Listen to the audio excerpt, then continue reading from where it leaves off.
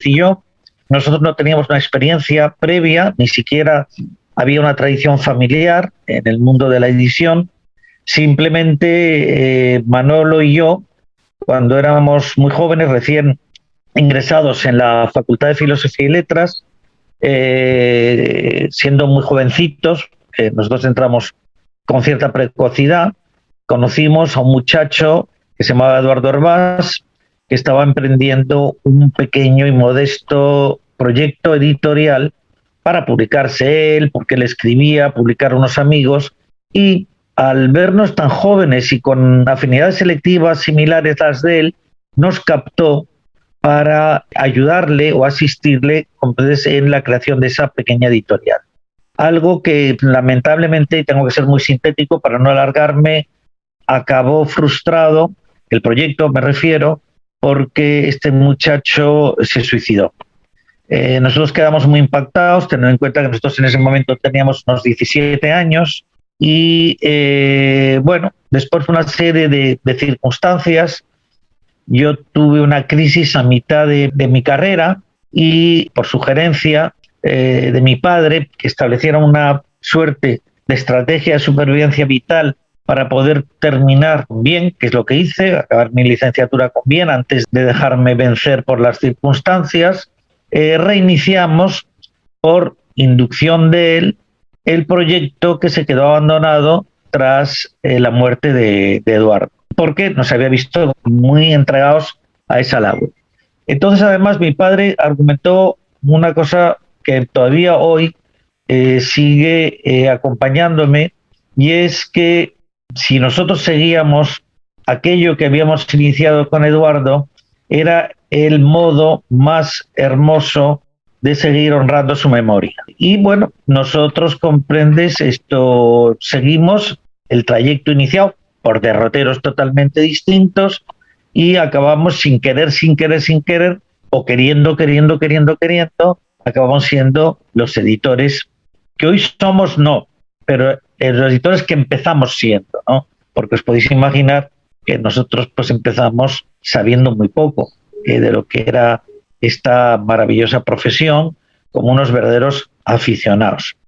Para nosotros, al contrario, esto ya separándonos de lo que era el proyecto de Eduardo, que era más o menos como editarse él y editar a un grupo de amigos, nuestro proyecto cultural, porque creo que toda editorial que se precie lo que tiene que partir es un proyecto cultural, se sostenía sobre tres fundamentos esenciales. Uno, tratar de recuperar parte de la memoria del exilio republicano español dentro de nuestros modestos medios.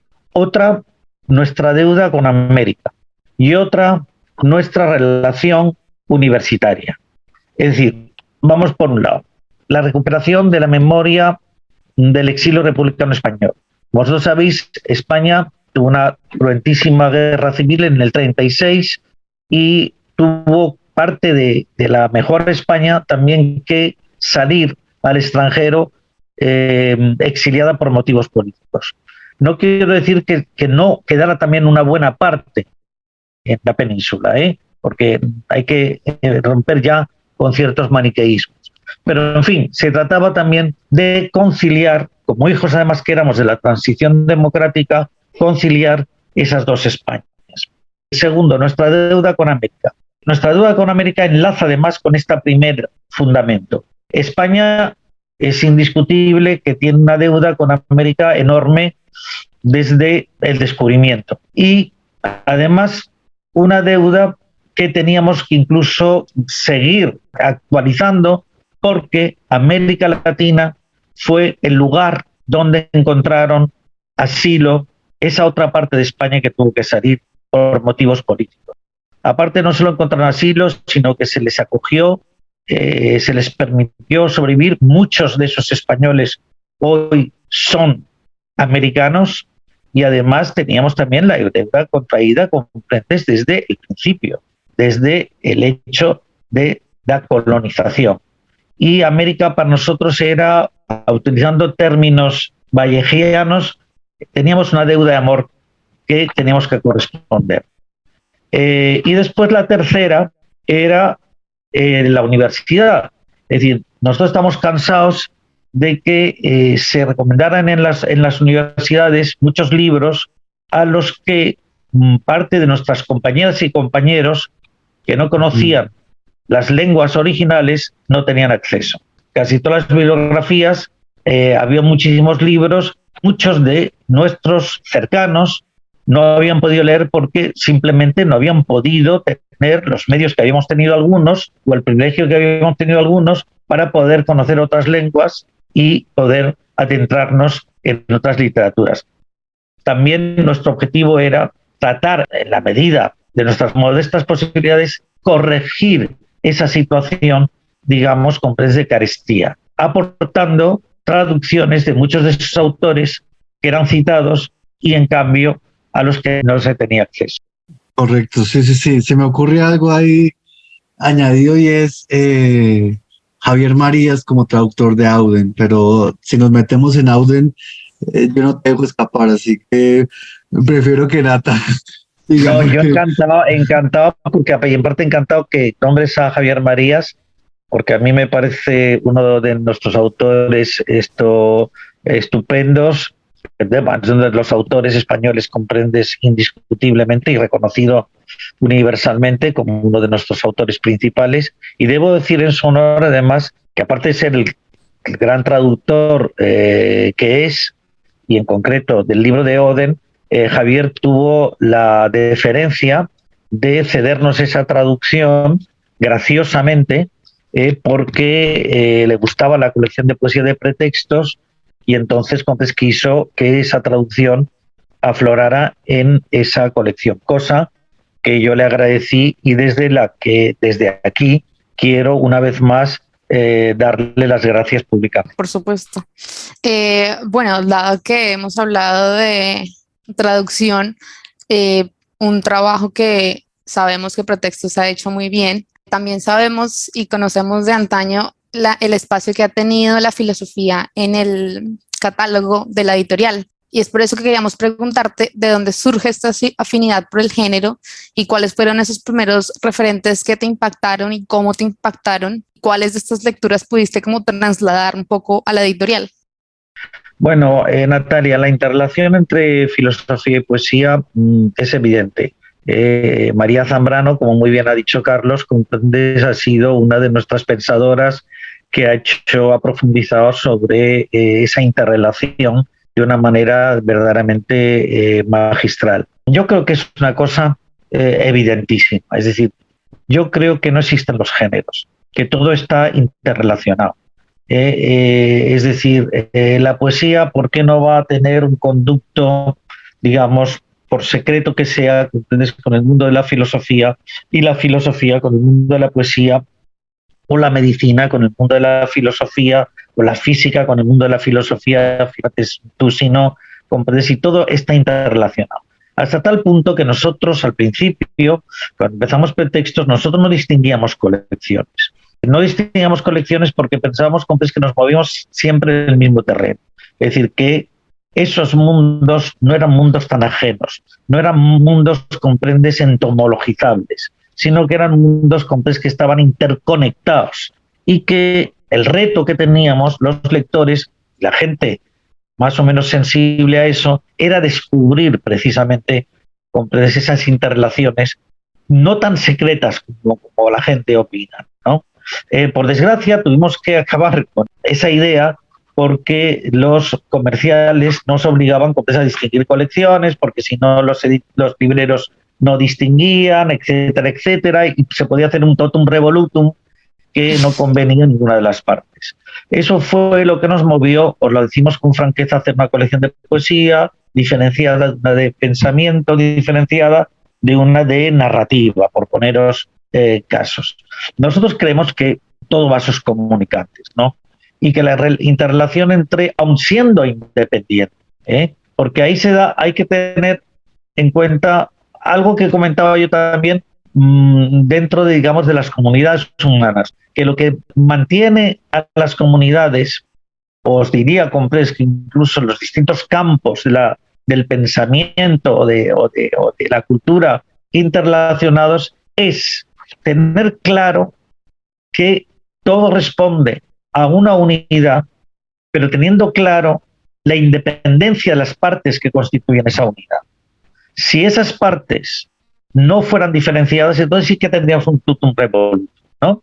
Por ejemplo, no se puede pretender escribir filosofía haciendo un poema, pero sí que la filosofía puede iluminar un poema. No se puede escribir filosofía como se escribiría un poema, aunque también, porque tenemos el caso completo de los clásicos, pero sí es verdad que la poesía puede verter una luz distinta al pensamiento filosófico o al pensamiento científico. Fijaos la interrelación tan grande que existe, por ejemplo, entre poesía y física. Entonces, yo creo que hay que romper un poco con ese mundo de los compartimentos estancados, estancias separadas. Todo tiene, incluso os diría, lleva intrínsecamente una vocación de unidad. Es complicado en un mundo como en el que nos encontramos ahora, que se trata de entomologizar todo, destinarlo a compartimentos, incluso estancos, porque esa es una manera también de debilitar, yo os diría, el espíritu crítico que mueve absolutamente toda cultura viva. Y bueno, nosotros, con nuestros modestos medios, hemos tratado de luchar contra esa especie como de distinción torticera entre cosas que están condenadas, además, comprendes, a estar felizmente unidas e interrelacionadas. Yo entiendo la discusión frente a la imposibilidad de mantenerlo todo en cajas. Sin embargo, también del lado de la librería agradecemos que las editoriales hagan conexiones. Digamos, eso facilita un poco el mundo, pero también es cierto que el lector es el que le da la posibilidad de expansión a lo que lee, ¿no? O sea, podría uno pensar en el Heidegger que lea Nietzsche y puede escribir lo que escribe después, ¿no? Parece que incluso hubiera como el mismo espíritu hubiera reencarnado, porque de hecho la diferencia entre el fallecimiento del uno y el nacimiento del otro es cosa de un año o poco menos. Y me voy para el segmento, digamos, poético, o para lo que en el caso de la editorial es La Cruz del Sur, colección de poesía, y pienso en ese frente tan logrado en el que incluyes a George Tral y a Gottfried Benn, pero también está María Zambrano y Monique Wittig, que además se actualiza recientemente con una reedición. Entiendo que tú como lector atraviesas umbrales sin mayores obstáculos, pero de alguna manera, si nos centráramos en aquello que se ha definido como poesía, ¿cuál sería tu relación con el género y cuál es tu vocación para editarlo? Porque además, si bien se te reconoce como un editor académico por Deleuze, Guattari y compañía, pues la puesta en escena de lo poético es alto más reconocible. ¿Cómo es esa vocación? ¿Cómo es ese espíritu? Sí, Carlos. Mira, vamos a ir por partes. Tú hablabas de que se agradecen las distinciones, las colecciones, porque lógicamente se os ayuda a los libreros, ¿no? Después el lector es el que comprende sus diferenciaciones. Pero no hay que olvidar que un editor, antes que editor, es lector. Y no hay que olvidar tampoco que un librero que se precie, como lo eres tú, como sois vosotros, perdón, antes que libreros son lectores. Yo estoy seguro, porque yo te he visto, yo creo que yo te conocí o te vi la primera vez en Tornamesa, si no me equivoco, y tú eres una persona, yo me acuerdo que me abordaste en una ocasión que yo iba con Darío Jaramillo y me abordaste con gran entusiasmo porque te diste cuenta que yo buscaba autores lógicamente colombianos, porque cuando voy yo a un país lo que me gusta es verme de ese país, y tú me recomendaste una serie de autores como un gran profesional. Pero aparte del profesional que a mí me estaba provocando para que dirigiera mi mirada hacia determinados autores, tú no lo hubieras logrado eso nunca si no hubieras sido previamente un lector. O sea, tenemos que empezar también por no hacer compartimentos